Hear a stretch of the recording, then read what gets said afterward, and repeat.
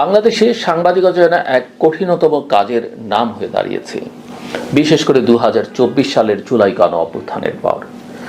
মানুষ ভেবেছিল এক অন্ধকার সময়ের অবসান হলো, এবার হয়তো সত্য বলবার স্বাধীনতা ফিরে আসবে। কিন্তু বাস্তবে যা ঘটেছে তা আরও গভীর হতাশার।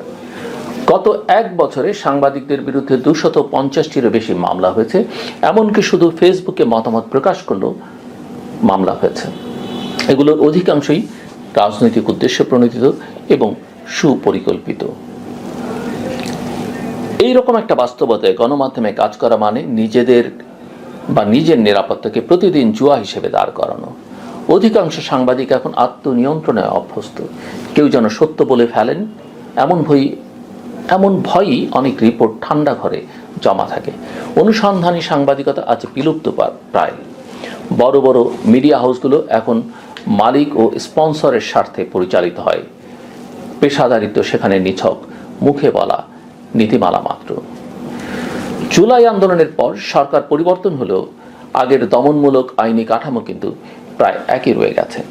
ICT act 2006, digital security act 2018 এবং সাইবার নিরাপত্তা আইন 2023-এর ব্যাপক অপব্যবহার হয়েছে বিগত বছরগুলোতে। অন্তর্বর্তীকালীন সরকার এসব বাতিল করে সাইবার সুরক্ষা অধ্যাদেশ CSO জারি করল। এর 42 ধারায় বলা হয়েছে, যদি এই অধ্যাদেশে কিছু না বলা থাকে তাহলে আগের আইসিটি আইন, সাক্ষ্য আইন এবং ফৌজদারি কার্যবিধি বলবৎ থাকবে। অর্থাৎ পুরনো সব অস্ত্র যেন কেবল নতুন মোড়কে ফেলল।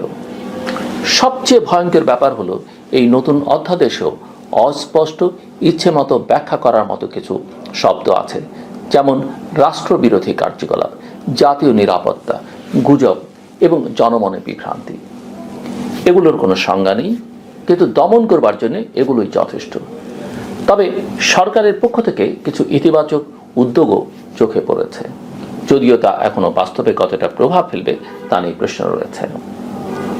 ফৌজদারি কার্যবিধির ধারা 173A যোগ করে বলা হয়েছে, পুলিশ কমিশনার বা কোনো পুলিশ সুপার চাইলে তদন্ত কর্মকর্তাকে একটি অন্তর্বর্তী তদন্ত প্রতিবেদন জমা দেওয়ার নির্দেশ দিতে পারেন।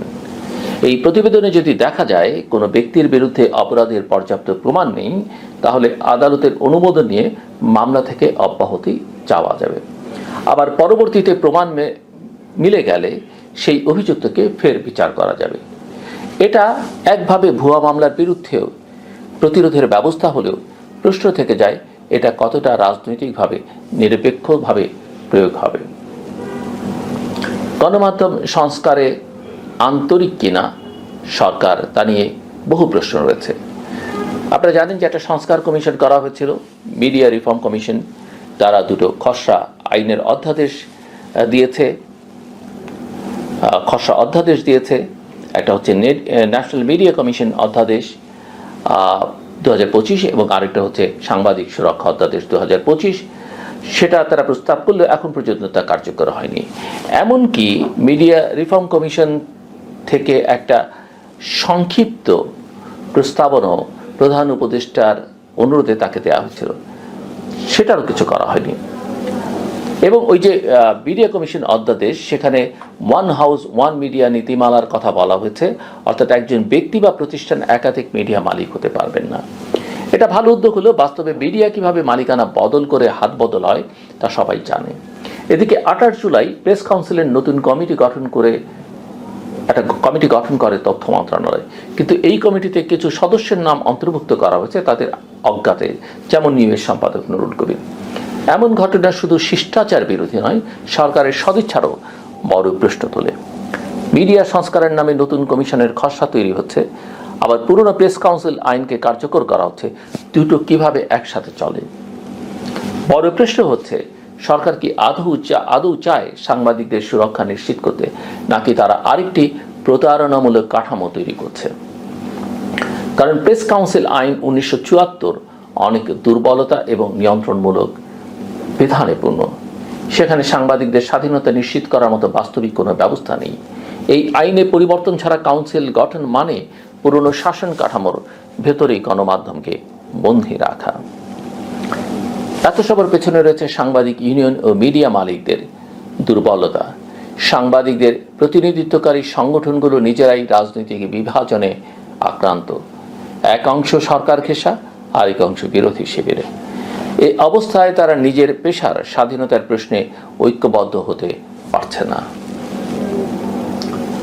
মালিকরা আবার অনেক সময় কর্পোরেট ও রাজনৈতিক স্বার্থে সংবাদ মাধ্যম পরিচালনা করেন। নতুন করে লাইসেন্স পেতে হলে রাজনৈতিক আনুগত্যের প্রমাণ দিতে হয়, এমনটাই অভিযোগ অনেক মিডিয়া উদ্যোক্তার। কেউ ভিন্ন মত পোষণ করলেই সেই মিডিয়ার উপর আসে কর ফাঁকি, ট্রেড লাইসেন্স জটিলতা বা তদন্ত কমিটির ঝড়। আর এই অবস্থার সুযোগ নেয় সরকারি প্রশাসন ও পুলিশ, যারা নিজেদের প্রভাব রক্ষা করতে সাংবাদিকদের নানাভাবে হেনস্থা করছে। আজকের দিনে গণমাধ্যমের সবচেয়ে দরকার একটা স্পষ্ট ও শক্তিশালী স্বনিয়ন্ত্রিত কাঠামো। প্রতিটা মিডিয়া হাউসের উচিত একটা নিজস্ব সম্পাদনা নীতিমালা তৈরি করা, যেখানে হয়রানি বিরোধী নীতিমালা, সাংবাদিকদের জন্য নৈতিক আচরণবিধি এবং অভিযোগ নিষ্পত্তির স্বচ্ছ প্রক্রিয়া থাকবে।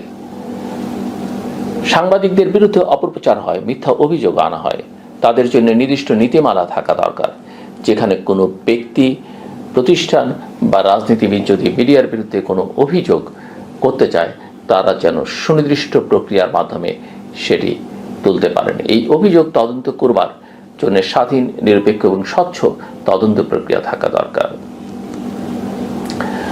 আমরা মিডিয়া সংস্কার কমিশন রিপোর্ট দিয়েছে, কিন্তু সরকারের কাছ থেকে ন্যূনতম কোনো উদ্যোগ এখন পর্যন্ত লক্ষ্য করিনি। এমনকি এই যে জাতীয় ঐকমত্য কমিশন 6টা কমিশনের রিপোর্ট নিয়ে, সংস্কার কমিশনের রিপোর্ট নিয়ে তারা কাজ করেছেন, ঐকমত্য প্রতিষ্ঠার চেষ্টা করেছেন, কিন্তু মিডিয়া কমিশনের প্রস্তাব তার মধ্যে প্রবেশই করেন, অর্থাৎ মিডিয়া রাষ্ট্রের চতুর্থ স্তম্ভ, সেখানে গুরুত্বই পায়নি। তথ্য মন্ত্রণালয়ে এই বিষয়ে কোনো অগ্রগতি আমরা লক্ষ্য করিনি, কোনো তৎপরতা লক্ষ্য করিনি। সব কথার মূল কথা হচ্ছে যে সত্যিকারের মিডিয়া সংস্কার করতে হলে শুধু আইন পরিবর্তন করলেই হবে না, আইনের খসড়া প্রণয়ন করলে হবে না, দরকার হচ্ছে রাজনৈতিক সদিচ্ছা, আমলাতান্ত্রিক নীরবতা ভাঙার মনোভাব এবং সবচেয়ে গুরুত্বপূর্ণ হচ্ছে সাংবাদিকদের মধ্যকার পারস্পরিক আস্থা এবং সহযোগিতা।